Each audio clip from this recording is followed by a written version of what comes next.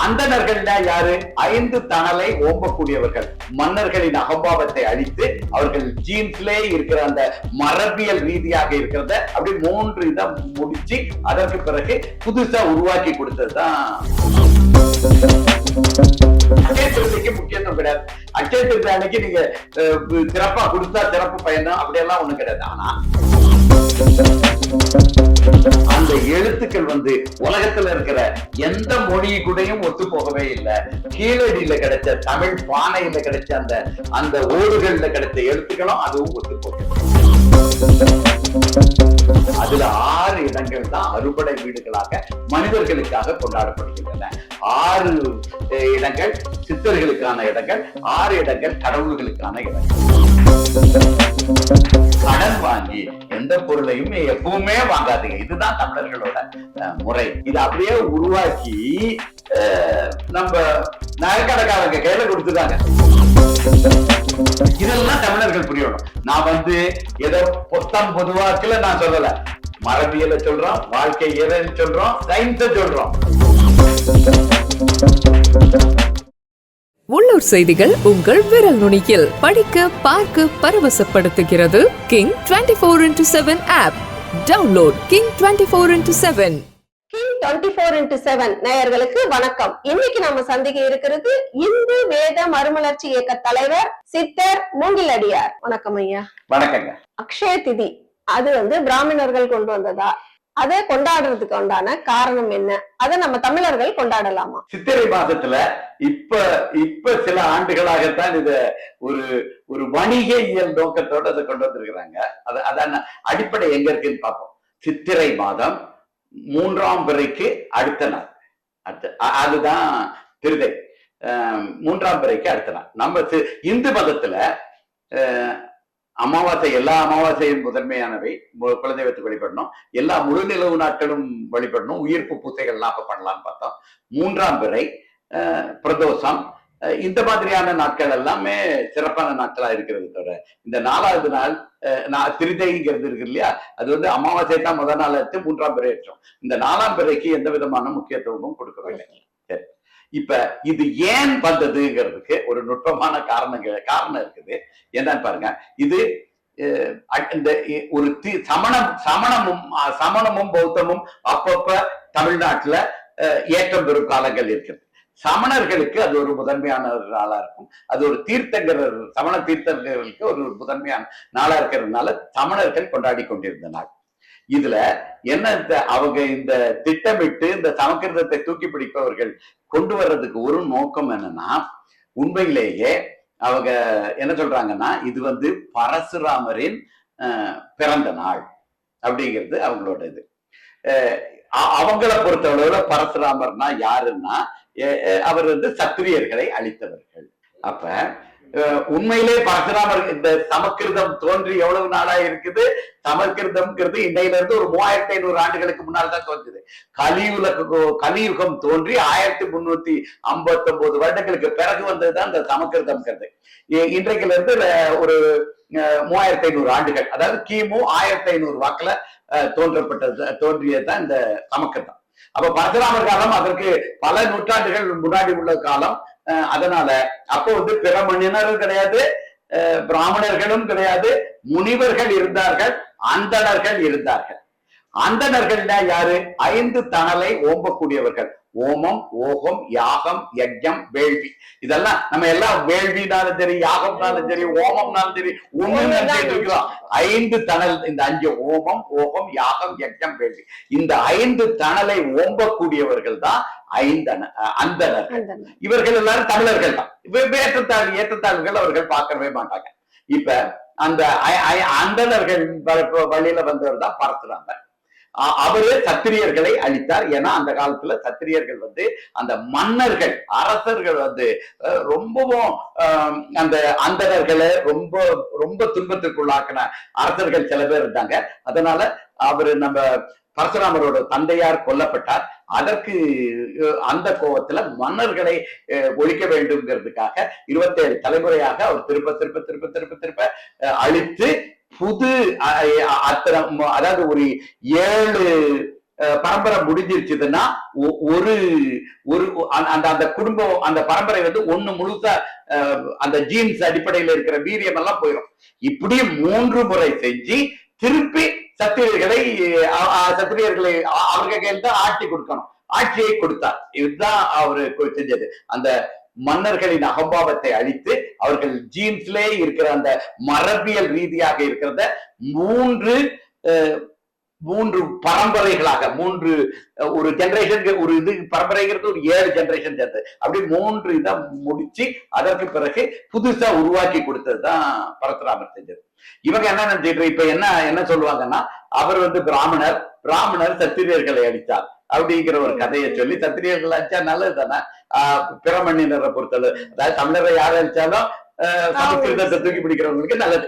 அப்ப அவரோட பிறந்த நாள் அன்னைக்கு நம்ம இதை கொண்டு வரணும்னு கொண்டு வந்திருக்காங்க. ஒரு கொண்டாட்டம் கொண்டு வழிமுறை. அந்த வழிமுறை அவங்க எப்படி அந்த பெயரை வடமொழி பெயர் சூட்டுன்னு சொல்லாம இந்த நட்சத்திரம்னா இதை ஆரம்பிக்கணும்னு வச்சாங்களோ என்ன செஞ்சாங்க, இதை அப்படியே உருவாக்கி நம்ம நகைக்கடைக்காரங்க கையில கொடுத்துட்டாங்க. அதுக்கு மேல இருக்கிற அதுக்கு உண்டான விளம்பரங்கள் பப்ளிசிட்டி எல்லாத்தையும் மிச்சத்தை எல்லாத்தையும் நகைக்கடைக்காரங்க பாத்துக்கிட்டாங்க. இப்ப நீங்க நல்லா சிந்திச்சு பாருங்க. அவங்க சொல்றபடி பார்த்தாலே அதுக்கு நம்ம இந்து வேதப்படி வேத முறைப்படி அதற்கு எந்த விதமான முதன்மையும் கிடையாது. 3ஆம் பிறைக்கு முதன்மை இருக்கிறது. ஆனா இந்த 3ஆம் நாளான திருதைக்கு எந்த விதமான முதன்மையும் கிடையாது. அவங்க சொல்றபடியே பார்த்தாலும் நீங்க சேமிப்பு இருந்துச்சுதா எதை வேணா வாங்கி வைக்க நல்லதுதான். சேமிப்புக்காக வீண் விரயமாக்காம எதையாவது ஒண்ணு இன்வெஸ்ட்மெண்ட் மாதிரி முதலீடு மாதிரி எதை வாங்கி வச்சாலும் எப்ப வாங்கி வச்சாலும் நல்லதுதான். இப்ப அன்னைக்கு போய் கடனை வாங்கி கிரெடிட் கார்டு அட்டையில அவனே 4% மாசத்துக்கு 4% வட்டி போடுறதுல கொண்டு போய் கடனை வாங்கி வச்சா நீங்க தங்கத்தையும் வாங்குறீங்க கடனையும் வாங்குறீங்க. இப்ப இது ரெண்டுமே பெருசாகிக்கிட்டே இருந்துச்சுன்னா கடனும் பெருசா தானே போகுது. உண்மையில அந்த தங்கம் உங்களுக்கு சொந்தமான தங்கமா இல்ல, இந்த கடனை அடைக்கிற வரைக்கும் அந்த பேங்க்காரனுக்கு தான் சொந்தமா இருக்கு. உண்மையில அது அப்படிதான் இருக்குது. அப்ப கடன் தான் மேல பெருகுமே தவிர வேற எதுவும் பெருகாது. இதை நம்ம உணர வேண்டும். திருதைக்கு ஒரு முதன்மையும் கிடையாது. சித்ரா மாதத்துல வர்ற திருதைக்கு எது முதன்மையும் கிடையாது. 3ஆம் பிறைக்கு முதன்மை இருக்கிறது. அந்த காலத்துல அவங்க சொல்ற மாதிரி பரசுராமர் காலத்துல பிறமண்ணினரும் கிடையாது, பிராமணர்களும் கிடையாது. அப்ப அவங்க எல்லாம் வரவே இல்லை. கைப்பற்பலம் கலை வெளியாட வரவே இல்லை. சமஸ்கிருதம் மொழியும் இல்லை. அவர் அந்த அந்தனர் சத்திரியர்களின் அந்த பரம்பரைக்கு தேவையான மரபியல் மாறுபாடுகளை அந்த மொத்தமாக அழித்து புதிய ஒரு மரபை உருவாக்கி கொடுத்தார். இவ்வளவுதான். இத காரணமாக காட்டி இதை ஒரு விழாவாக எடுக்கணும் தமிழர்கள் எடுக்கிறது அது தவறு. கடன் வாங்கி எந்த பொருளையும் எப்பவுமே வாங்காதீங்க. இதுதான் தமிழர்களோட முறை. இதுல நம்ம எச்சரிக்கையாகவும் விழிப்புணர்வாகவும் இருக்க வேண்டும். அப்ப அக்ஷய திதி நாள்ல நம்ம தமிழர்கள் என்ன பண்ணலாங்க ஐயா? அது வழக்கம் போல எந்த நாள் போலவும் வழக்கமான ஒரு நாள். முதலீடு பண்ணணுமா அது அட்சய திருத்தையில பண்ணலாம், எப்ப வேணாலும் பண்ணலாம். அதுல ஒன்றும் இதுல அதுக்கு குறிப்பாக எந்த விதமான முதன்மையும் கிடையாது. அப்ப நீங்க ஒரு நாள்ல என்னதான் செய்வீங்க? காலையில எழுந்திரிக்க, சாமி கும்பிட்டீங்கன்னா சாமி கொடுக்க, ஒழுங்கா வேலையை பாருங்க, இந்த பாருங்க, மாலையில திருவிளக்கு பூசை. அக்ஷய திதிக்கு தனி கொண்டாட்டம் தேவையில்லை. தமிழர்கள் மரபுல தேவையில்லை. எந்த நாளும் கொண்டாடுகிற எல்லாத்தையுமே அதுல பூசைகள் எல்லாத்தையுமே பண்ணிக்கிறேன். இப்ப சில இதுல என்ன சொல்றாங்கன்னா அவங்க வந்து நீங்க மல்லிகைப்பூவை வாங்கி வைங்க, உப்பு தானம் கொடுங்க. இது வந்து உண்மையிலே வாங்குற நாள் இல்ல, கொடுக்கிற பணம் கொடுத்து வாங்குற நாள் இல்ல, கொடுக்கிற நாள். இதெல்லாம் ஜாதகமும் பரிகாரமும் சொல்றவங்க சொல்லக்கூடிய நாள். இப்ப இதுல முக்கியத்துவம் இருக்குதா இல்லையான்னு பாத்தீங்கன்னா அட்சய திருதிக்கு முக்கியத்துவம் கிடையாது. அட்சய திருதி அன்னைக்கு நீங்க சிறப்பா கொடுத்தா சிறப்பு பயணம் அப்படியெல்லாம் ஒண்ணும் கிடையாது. ஆனா பிறருக்கு கொடுக்கிற நாட்கள் எல்லா நாட்களுமே நல்ல நாட்கள் தான். எந்த நாட்கள் எல்லாம் உங்களுக்கு அடுத்தவர்களுக்கு கொடுக்கணும்னு நினைக்கிறீங்களோ அதை செஞ்சிருங்க. அது அட்சய திருதி காரணமாக பிறருக்கு தானம் கொடுக்கிறது அப்படிங்கிற வழக்கம் வந்துச்சுன்னா அது மகிழ்ச்சி தான். ஏன்னா பிறருக்கு கொடுத்து மகிழ்வதில் இருக்கிற இன்பத்தை தமிழர்கள் என்றுமே உணர்ந்து இருக்கிறார்கள். அது மாதிரி அதனால கொடுக்கிறதுங்கிறது என்றைக்கு வேண்டுமானாலும் சொல்லலாம். அட்சய திருதையில அதை நல்லா சிறப்பாக பண்ணுங்க. ஆனா அட்சய திருதையில மட்டும்தான் பண்ணணுங்கிறது இல்ல. அட்சய திருதையில பண்ணுனா அது சிறப்பான பயன் நினைச்சு பண்ணாதீங்க. நம்ம கொடுக்கிறது தமிழர்களின் பண்பாடு, கொடுங்க. இதோட வச்சுக்கணுமே தவிர சிறப்பு இது எதுவுமே அது ஜாதகம் சொல்றவங்களும் பரிகாரங்களும் ஒரு அந்த நேரத்தை இதை பயன்படுத்தி சரி வீணா கடனாளி ஆகாம இருக்கிறதுக்கு ஒரு தடுக்கும் முறையாக அவர்கள் சொல்கிறார்கள். அதுவும் ஒரு உத்தி தான். ஆனா கொடுப்பது நன்று என்று வேண்டுமானாலும் கொடுக்கலாம், முதலீடு நன்று என்று வேண்டுமானாலும் செய்யலாம். ஆனா இது ஒரு குறிப்பிட்ட நாள்ல செய்யணுங்கிறதுக்கு எந்த விதமான முதன்மையும் கிடையாது. இதை நல்லா புரிஞ்சுக்கிடுங்க. கொடுங்கள், தாராளமாக கொடுங்கள், எல்லாருக்கும் கொடுங்க. ஆனால் நான் அந்த குறிப்பிட்ட இனத்துக்கு மட்டும்தான் கொடுப்பேன். அது இதெல்லாம் மன்னர்கள் காலத்துல என்ன சொல்லுவாங்க, தானம் கொடுக்கணும்பாங்க. கடைசியில யாருக்கு தானம் கொடுக்கணும்னா இந்த சமக்கிருத வேத பண்டிதர்களுக்கு தான் தானம் கொடுக்கணும்னு தெரியும். அது தானம் கிடையாது. அது அந்த சிக்கலுக்குள்ள போய் மாட்டாதீங்க. ஏழை எரியவர்கள் இருக்கிறாங்க, வறியவர்கள் இருக்கிறாங்க, உங்க வீட்டை சுத்தி எத்தனையோ பேர் இருக்கிறாங்க, உங்க வீட்டுல வேலை செய்யற அம்மா இருக்கிறாங்க, நீங்க அலுவலகத்துல பணிபுரியவர்கள யாரோ ஊழியர்கள் பல பேர் இருக்கிறாங்க. அவர்களுக்கு தேவைகள் இருக்கும். அவர்களுக்கு தேவையெல்லாம் வேற யாருக்கும் தெரியாம அவர்களுக்கு கொடுங்கள், கொடுத்து கொண்டே இருங்கள். அதெல்லாம் சிறப்பா இருக்கும். ஒரு குறிப்பிட்ட இனத்தை சேர்ந்தவனுக்கு கொடுத்துட்டா புண்ணியமாயிரும், நேரா கடவுளுக்கே போயிடலாம், போய் சேருங்கிறது. இத மாதிரியான மாயையில் சிக்காதீர்கள்ங்கிறது தான் இந்து வேத மறுமலர்ச்சி இயக்கத்தின் கருத்து. அப்ப அக்ஷய திதி தமிழர்கள் மற்றவருக்கு கொடுத்து உதவும் பண்பை வளர்த்துக்கிட்டாவே போதும். அந்த திதி அதெல்லாம் நீங்க பார்க்க தேவையில்லை. எல்லா நாளுமே அடுத்தவர்களுக்கு கொடுத்து மகிழும் பண்பை வளர்த்துக்கணும். அததான் சொல்றேன். அவ்வளவுதான். எல்லா நாளுமே கொடுக்கும் பண்பை வளர்த்துக் கொள்ளுங்கள். அது அச்சய திருதைங்கிற பேர்ல செய்யறது நல்லது. ஆனா தமிழர்கள் பண்பாட்டுல அச்சய திருதைங்கிறதுக்கு எந்த விதமான முக்கியத்துவம் கடன் பட்டு தங்க நகைகள் வாங்குறது கட்டாயம் கூடாது. கட்டாயம் உறுதியாக கூடாது. முருகன் தமிழ் கடவுள். முருகன் தமிழ் கடவுள்னு எப்படி ஆனார்னு கொஞ்சம் சிந்திச்சு பாருங்க. எப்படி ஆனார்னா, நம்ம தமிழ்ச்சங்கத்தின் தலைவராக ஆதிசிவனார் இருக்கிறார். இப்ப ஆதிசிவனார் அண்டபேரண்டகள்ல வந்தவர். நம்ம மண்ணுலகத்தை சேர்ந்தவர் கிடையாது. அந்த ஆதிசிவனார் இங்க இருக்கிற மலையரசனின் மகளான பார்வதியை திருமணம் செய்து கொண்டார். பார்வதி மண்ணுலக பெண், அண்டபேரண்டகள்ல ஒரு ஆதிசிவனார். சோ மண்ணுலகத்தின் முதல் வாரிசு யாருன்னு பாத்தீங்கன்னா முருகப்பெருமான் தான் வாரிசாக இருக்கிறார். அதனால்தான் அவர் அந்த தமிழ்ச்சங்கத்தின் சிவபெருமானுக்கு அடுத்த தமிழ்ச்சங்கத்தின் தலைவராக ஆகிறார். அப்ப இந்த மண்ணுலகத்துல தோன்றினதுல தமிழ்ச்சங்கத்தின் தலைவராக இருந்து தமிழ் கடவுளாக மாறுகிறார். ஆதிசிவனார் தமிழ் கடவுளா? தமிழ் கடவுள் தான். ஆனா அண்டபேரண்டகள்ல அப்ப இந்த உலகத்துல இருந்து பிறந்ததுல மண்ணுலக சேர்க்கையில பிறந்ததுல வந்ததுல முதன்மையாக தமிழ்ச்சங்கத்தில முதல் தலைவரானது முருகப்பெருமான் தான். அதனாலதான் அவர் என்ன சொன்னாரு, எனக்கு வாரிசு இருக்குதோ இல்லையோ அதை பத்தி நான் கவலைப்படல.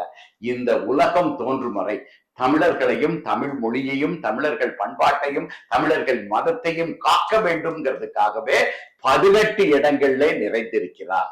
அதுல 6 இடங்கள் தான் அறுபடை வீடுகளாக மனிதர்களுக்காக கொண்டாடப்படுகின்றன. 6 இடங்கள் சித்தர்களுக்கான இடங்கள், 6 இடங்கள் கடவுள்களுக்கான இடங்கள்.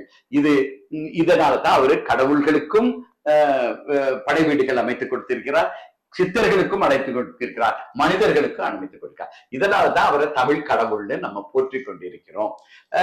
இது ஒரு காலத்துல தமிழ்நாடு, இந்தியா முழுவதுமே தமிழ்நாடாகத்தான் இருந்தது. அதற்கும் முன்னாடி பாத்தீங்கன்னா ஆதிசிவனார் காலத்துல எல்லாம் இளமுரியா கண்டம்னு உலகமே ஒரே கண்டமா தான் இருந்துச்சு. மத்த எல்லாமே கடலால் சூழப்பட்டு இருந்தது. அது அந்த நேரத்துல இருந்த கண்டத்துல இருந்ததும் தமிழ் கண்டம் தான். அதுக்கு பிறகு பல உகங்களாக இமயமலையெல்லாம் வட இமயமலையெல்லாம் வெளியே இந்த இன்றைக்கு இருக்கிற இந்திய நிலைப்பரப்பு வந்த பிறகு கூட இந்தியா முழுவதும் தமிழர்கள் தான் ஆண்டு கொண்டிருக்கிறார்கள். இதுல பாடல்கள் பாத்தீங்கன்னா, குமரி முதல் இமயம் வரை ஓர் மொழி வைத்து உலகாண்ட நெடுஞ்சேரலாதன்ட்டு ஒரு மொழி வச்சுதான் அவர் அரசாண்டி இருக்கிறார். எங்க இமயம் முதல் குமரி வரை, குமரியில இருந்து இமயம் வரைக்கும் முழுக்க ஓர் மொழி வைத்து உலகாண்டவர்கள்னு தான் தமிழர்களை சொல்லி இருக்கிறார்கள். இன்னும் சொல்ல போனா இதுக்கு ஆதாரம் நாங்க எது சொன்னாலும் வெறும் ஒரு இலக்கிய ஆதாரத்தையும் மட்டுமே காட்டுறது இல்ல. இன்றைக்கும் பாருங்க, சித்திச்சனுடைய நாகரிகம் வட இந்தியாவில் இருக்குது. அந்த நாகரிகத்துல எழுத்துக்கள் கண்டுபிடித்திருக்கிறார்கள். அந்த எழுத்துக்கள் உலகத்துல இருக்கிற எந்த மொழி கூடயும் ஒத்து போகவே இல்லை. கீழடியில கிடைச்ச தமிழ் பானையில கிடைச்ச அந்த ஓடுகள்ல கிடைச்ச எழுத்துக்களும் அதுவும் ஒத்து போகிறது. அப்ப ஓர் மொழி வைத்து உலகாண்டவர்கள் தமிழர்கள். இப்படித்தான் இருந்துச்சு. தமிழ் முழுவதும் பரவி இருந்தது. அது கொஞ்சம் கொஞ்சமாக வட இந்தியாவுல அந்த நான் சொன்னேன் இல்லையா கிமு 1500 வாக்குல கைபர் போலன்ல வரவங்க அவங்க வட இந்தியாவுல எளிதாக பிடித்து விட்டார்கள். தென்னிந்தியாவில் அவர்களால் ஆக்கிரமிப்பு செய்ய முடியாததற்கு காரணம் என்னன்னா தமிழ் சங்கம் ஒன்று உறுதியாக இருந்தது. அது தமிழர்கள் மத்த இதுல எல்லாம் பாத்தீங்கன்னா ஒரு இலக்கணம் அப்படின்னா என்ன சொல்லணும்னா அந்த மொழி, வார்த்தைகள், ஒலி, எழுத்துக்கள், வார்த்தைகள், வாக்கிய அமைப்பு இதை பத்தி தான் சொல்லும். நம்ம தமிழ் நூல் தான் பாத்தீங்கன்னா தொல்காப்பியத்தை பாத்தீங்கன்னா வாழும் முறை, தலைவன் எப்படி இருக்க வேண்டும், அக வாழ்க்கைன்னா எப்படி இருக்க வேண்டும், வெறும் நம்ம இலக்கணம் மொழிக்கான இலக்கணம் இல்ல, வாழும் முறைக்கான இலக்கணத்தை சொல்லியிருக்கு. எப்படி வாழ வேண்டும், ஒரு மன்னன்கிறது எப்படி இருக்கணும், ஒரு ஆண்னா எப்படி இருக்கணும், ஒரு பெண்ணா எப்படி இருக்கணும், இல்வாழ்க்கை எப்படி இருக்க வேண்டும் என்று வாழும் முறைக்கு இலக்கணம் சொன்னதுதான் நம்மளுடைய தமிழர்களுடைய இலக்கணம். இது எல்லாமே வாழும் முறையை நம்ம சொல்லிக் கொண்டிருக்கிறதுனால தமிழ்ச்சங்கம் இருக்கிற வரைக்கும் அவர்களால நுழைய முடியல. இந்த முருகப்பெருமான் வழிபாடு தமிழர்களுக்குள்ள இந்த தமிழ்நாடு அந்த தென் இந்தியாவில மட்டுமே நின்று போச்சு. இன்னும் ஒரு காரணம் என்னன்னா இது முதல் யுகத்துல நடந்தது. முதல் யுகத்துல நான் சொன்ன பார்த்தீங்களா இந்த வட வேங்கட மலை தான் எல்லையாக இருக்கிறது. அதுக்கு மேல வடக்கு எல்லாமே கடல்ல தான் இருக்குது.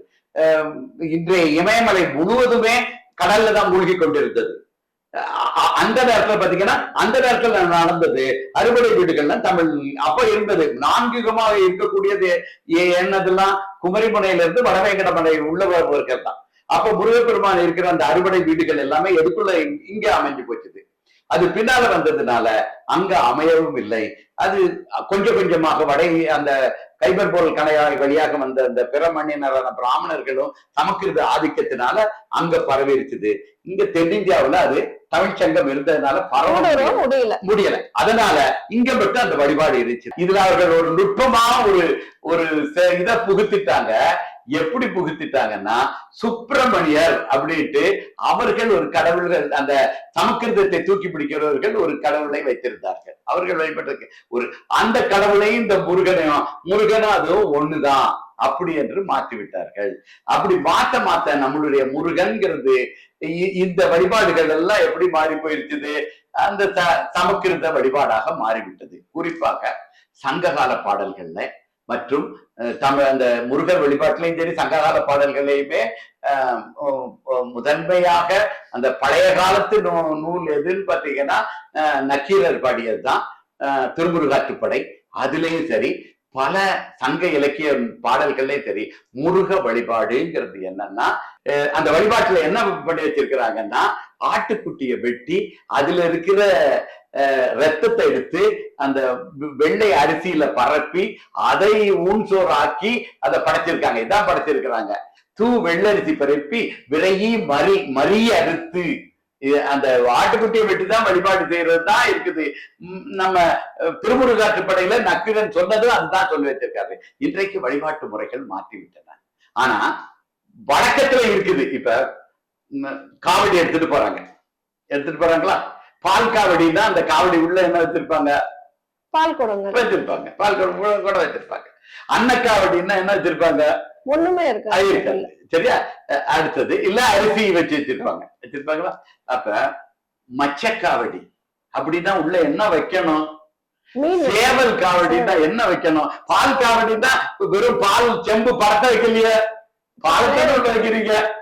அப்ப மச்சக்காவடி, மரிக்காவடி, சேவல் காவடி இது எல்லாத்துக்குமே அங்க உள்ள வச்சு வழிபடுறதுதான் நம்மளுடைய வழிபாடு.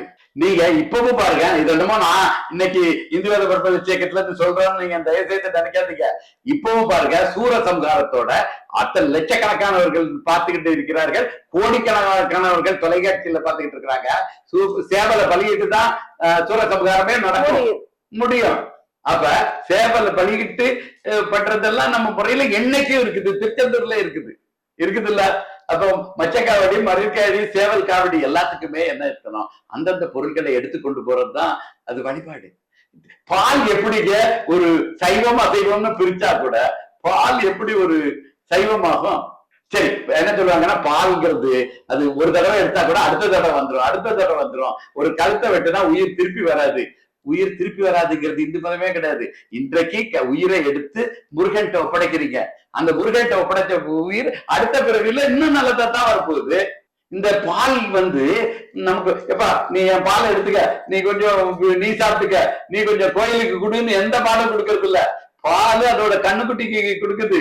அந்த கண்ணுக்குட்டியை அறகுறையா சாப்பிட்டு விட்டுட்டு ஏமாத்தி கண்ணுக்குட்டி எங்க பிடிக்கி கண்ணுக்குட்டிக்கிட்டு போக வேண்டிய பாலை கண்ணுக்குட்டியை அடைச்சி வச்சுட்டு பசுவை ஏமாத்தி வாங்கினத கொண்டு போய் காவடி எடுத்தாலோ இல்ல முழுக்காட்டு பண்ணாலோ உனக்கு எப்படி புண்ணியம் வரும்? அது பசுவை ஏமாற்றி சம்பாதிச்சது. அது எப்படி சரியா இருக்கும்? அதனால இந்த அசைவம் சைவம்ங்கிற வேறுபாடு எல்லாமே பிறமண்ணினரால் புகுத்தப்பட்டது. நம்ம முன்னோர்களுக்கு படையல் வைக்கிறதெல்லாம் அவங்க என்ன விரும்பி சாப்பிட்டாங்களோ அதைத்தான் படையல் வைக்க வேண்டும். இதெல்லாம் தமிழர்கள் புரியணும். நான் ஏதோ பொத்தம் பொதுவாக்குல நான் சொல்லல, மரபியலை சொல்றோம், வாழ்க்கை இயல் சொல்றோம், சயின்ஸ சொல்றோம். உயிர் அழிக்க முடியாதது, ஒருத்தனால உயிர் அழிக்கவே முடியாது. அப்ப அழிய முடியாத உயிர் நீ மட்டும் எப்படி வெட்டுறதுனால அழிஞ்சிடும். சரி, அடுத்தது இன்னும் பார்க்க போறீங்கன்னா செடி கொடிகளுக்கு உயிர் இல்லையா, உணர்வுகள் இல்லையா? ரெண்டும் பேசிக்கிட்டு இருக்கிறாங்க.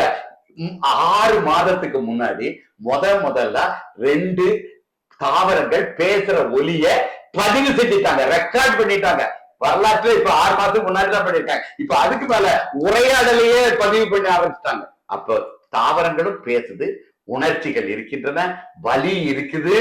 அப்ப தாவரத்தை வெட்டலாம், ஒரு 1000 அரிசியை எடுத்து குத்தி எடுத்து அத அரிசியாக்கி சக்கரை பொங்கல் போட்டு வேக வச்சு அதை அவ்வளவு வதச்சி அத முருகனுக்கு படைக்கிறதும் அதுதான் ஒண்ணுதான். ஒரு சேவலை வெட்டி பெருக்கி விடுக்கிறது ஒண்ணுதான், மரிய வெட்டி கொடுக்கறதும் ஒண்ணுதான். எல்லாம் முருகன்ட்ட தான் ஒப்படைக்கிறோம் அப்படிங்கிறத புரியணும். இதுதான் சங்க இலக்கியத்துல இருக்குது, இதுதான் திருமுருகாற்றுப்படையில இருக்கிறது.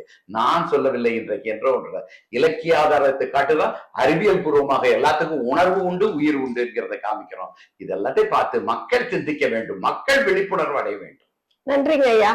தமிழர் உணர்வு அது அறிவியல் பூர்வமா எங்களுக்கு விளக்கமா கொடுத்தீங்க. அதற்கு கிங் டிவி சார்பா நன்றியை தெரிவிச்சுக்கிறோங்க ஐயா. நன்றி. உள்ளூர் செய்திகள் உங்கள் விரல் நுனியில். 200 கோடி பார்வையாளர்களை கடந்து கிங் 24x7 ஊடகம் செய்தி, பொழுதுபோக்கு, உடல் நலம், தன்னம்பிக்கை, வேலை வாய்ப்பு, சினிமா செய்திகளை படிக்கவும் பார்க்கவும் பரவசப்படுத்தவும் ஒருங்கிணைந்த செயலியை அறிமுகப்படுத்துகிறது. Download King 24x7.